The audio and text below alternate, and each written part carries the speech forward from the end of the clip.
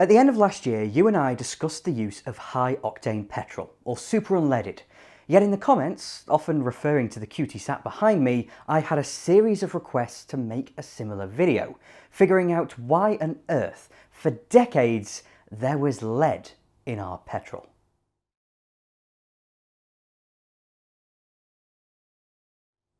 In the United Kingdom, it was entirely legal to sell fuel laced with tetraethyl lead on a standard forecourt until the 1st of January 2000.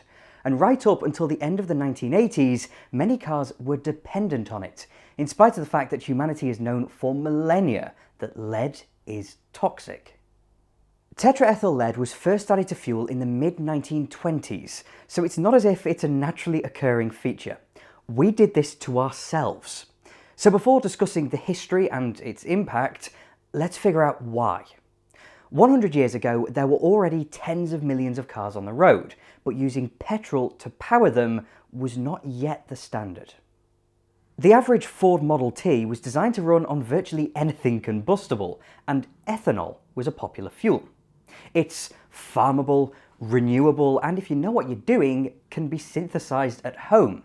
But in 1920, the 18th Amendment to the United States Constitution prohibited the manufacture and consumption of alcoholic beverages, so ethanol became a controlled substance.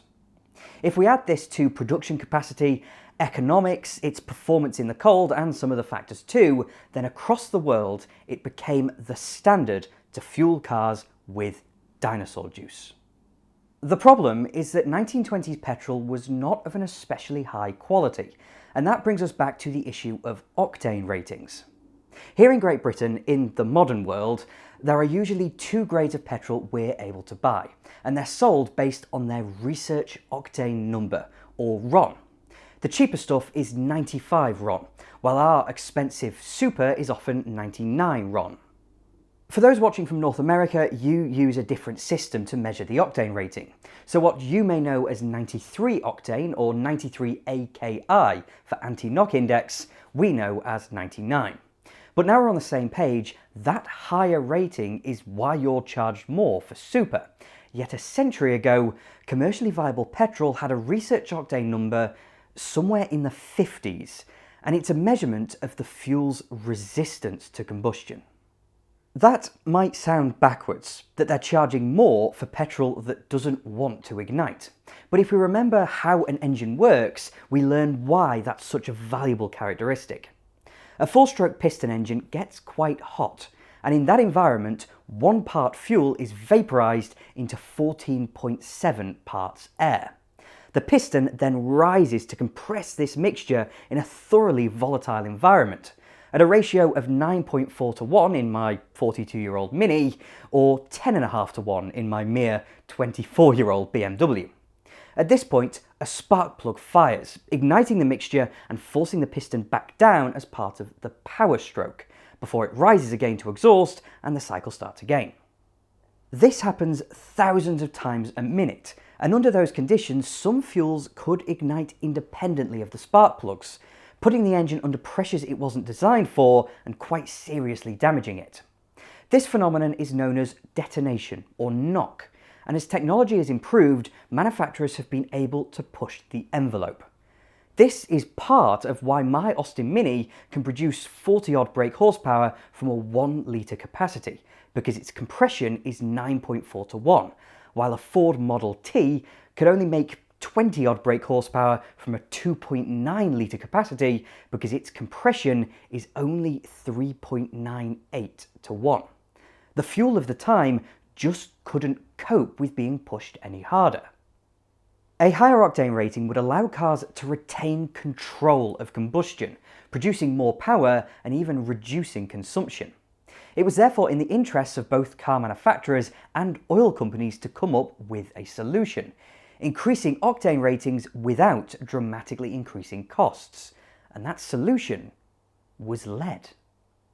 The man we have to thank for this innovation is Thomas Midgley Jr, a chemical engineer from Pennsylvania who began working at General Motors in 1916.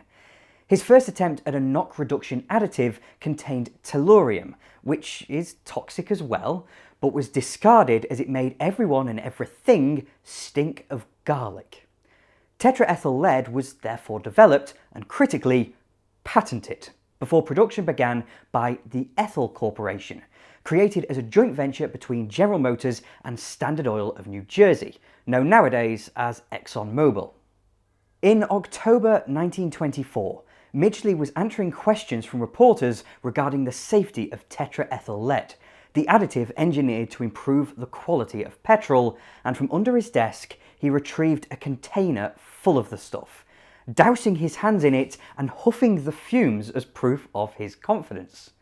What journalists didn't know is that he'd just come back from Florida, where he'd spent a number of months recovering from lead poisoning. The questions being asked weren't a form of skepticism either, for the conference was called due to genuine concern. The previous week, at the New Jersey production plant, 5 people had died and a further 35 were in hospital, all from lead poisoning, a casualty rate of 40 from a workforce of 49. The United States Surgeon General, Hugh S. Cumming, was assured by Midgley, on behalf of General Motors, that the average street will probably be so free from lead that it will be impossible to detect it or its absorption.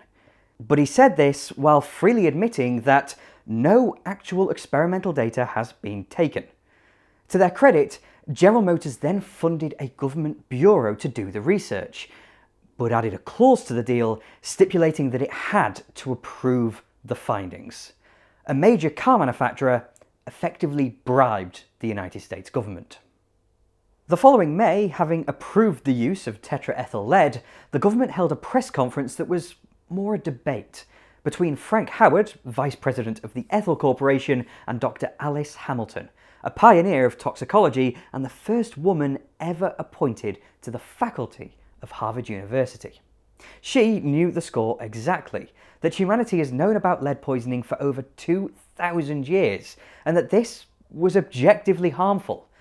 But Frank Howard disagreed. He stated that the continued development of motor fuels is essential in our civilization, and that leaded petrol was a gift of God. 3 days after Midgley's initial press conference, the state of New Jersey banned the production of tetraethyl lead. But after these backhanders, the federal government allowed the restarting of production in 1926. The man later invented CFCs, and no, I'm not kidding. He was once introduced on QI as having done more damage to the environment than any other person in history. But in terms of engineering, was tetraethyl lead really akin to magic? Well, as we discussed earlier, it acted as an octane booster, reducing the tendency of fuel to detonate when it's not meant to, meaning engines can run higher compression ratios, increasing their output. But if you own a performance car in a part of the world where E85 fuel is readily available, then you'll know that ethanol does exactly the same thing. E85 is 85% ethanol, and while a car will use more of it, it can also run far higher compression without succumbing to detonation, and critically, it's nowhere near as harmful as adding tetraethyl lead to petrol. We discussed earlier why ethanol wasn't picked up on back in the 1920s, but another reason is how it treats both the engine and the fuel system. First, it's hygroscopic, so it attracts water, which isn't great. And worse, it's abrasive. In order to make it safe to use, metal and rubber parts must be of a high quality, which back in the day, they often weren't. Plus, lead is a very soft metal, so when it's added to petrol, it effectively acts as a lubricant, coating engine components such as the valves, ensuring a long life. Tetraethyl lead was also patented, so the Ethyl Corporation made a killing, both figuratively and literally. Come the 1980s, however, the likes of the A-Series engine in my Mini was built with the expectation of lead in the fuel. So while oil refinement had largely made the octane boosting effect redundant, the lubricating properties of lead came to the fore. That's why cars like this require a lead replacement additive, and why leaded fuel's removal from sale was so controversial. Lead-laced petrol became widespread in the 1930s, but during the Second World War, military aircraft became dependent on it for maximum performance. The first UK production plant was opened in Cheshire by ICI during September 1940. Come the 1950s, tetraethyl lead is just something petrol contained, and in 1967, octane ratings were finally standardised. Here in Britain, we had a star system to indicate the quality of the fuel. 1-star petrol was somewhere around 80 RON, while posh 5-star fuel was 101 octane. Until 1982, most Minis were designed for 2-star or 91 RON, but mine being a later high compression Mini, it demands 98 octane 4-star. In the 1970s, a litre of fuel contained 0.84 grams of tetraethyl lead, which when multiplied out is quite a scary amount. In 1986, the British government halved that dosage while retaining the octane, but it took until 1989 for them to mandate that new petrol-powered cars must be able to run on harsh unleaded fuel, standardised at 95 RON. The star system was abolished, but this is equal to 3-star, while a modern 99 octane is about right for my Mini, equivalent to 4.5-star petrol, as long as I add the softness of a lead substitute. Leaded fuel finally disappeared on the 1st of January 2000, replaced for a handful of years by LRP, or lead replacement petrol. Across the Atlantic, however, the United States were well ahead, mandating catalytic converters from 1974, 19 years before the European Union, which, much like us, are poisoned by lead. So this effectively ended the use of leaded fuel, the government finally removing it from forecourts in 1996. But even earlier than that, in 1986, Japan became the first country to entirely ban tetraethyl lead in petrol. In July 2021, the United Nations announced that leaded fuel had stopped being used in cars by every country on Earth. Of course, there are certain cases, such as aviation, where tetraethyl lead is still present in fuel, but fortunately it is rapidly being phased out. We all know that lead is toxic, but it doesn't merely affect you physically, for lead actively messes with your head. In the same way as going to the pub and sinking 8 pints makes you behave unusually, consuming lead seriously reduces intelligence and rationality. It affects impulse control, executive functioning, and it leads to people making bad decisions. I know there are sections of people who are convinced that the likes of Britain and the US are not as safe as they were, say, 70 years ago. Some older people remember a world of rainbows and unicorns where nobody locked their doors, children roamed free on the streets, and nothing bad ever took place. But of course, the merest glance at crime statistics entirely disproves this. Per capita, robberies, assaults, murders, violent crimes generally are all measurably lower than they used to be. That's just a fact. You might see more reports of crime, either because you seek them out, engage with them on social media, or because they're reported and prosecuted better.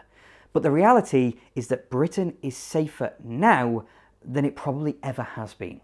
And the connection has very much been made between lower crime rates and a reduction in the use of lead.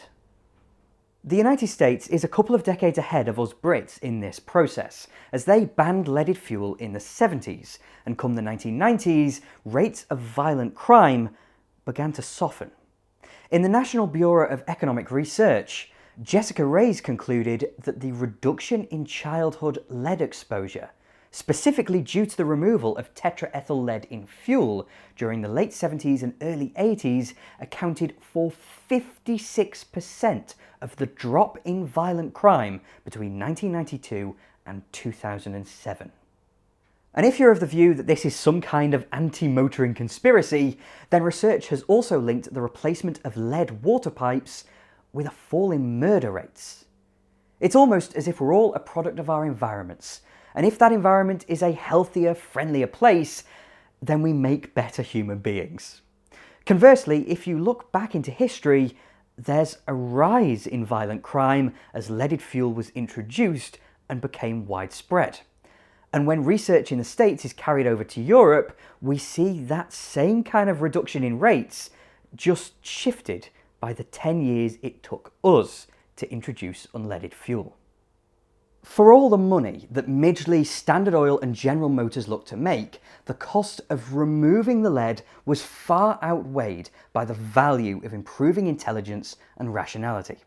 In the article I've just mentioned, Jessica Reyes found that merely from a policing and judicial perspective, the savings were 20 times higher than the cost of switching to unleaded. This all leads me to a somewhat philosophical and entirely political conclusion, that science and innovation is how we learn about the planet we live on. But within the socio-economic framework of the industrialised world, not everybody has the interests of their fellow human beings at heart. There's a shocking number of people whom we have to live with, who would actively harm others and themselves in order to make some money. Thomas Midgley Jr. knew exactly the dangers associated with leaded petrol. He experienced them. But because he smelled some money and General Motors had the US government by the scruff of the neck, the alternatives were rejected. And for the following decades, the rest of us paid the price. Tetraethyl lead was useful, but so was lead more widely, as was asbestos. And all we can work towards is knowing better. And with that, thank you very much for watching. If you enjoyed the video, then please do click like and subscribe to TwinCam as well.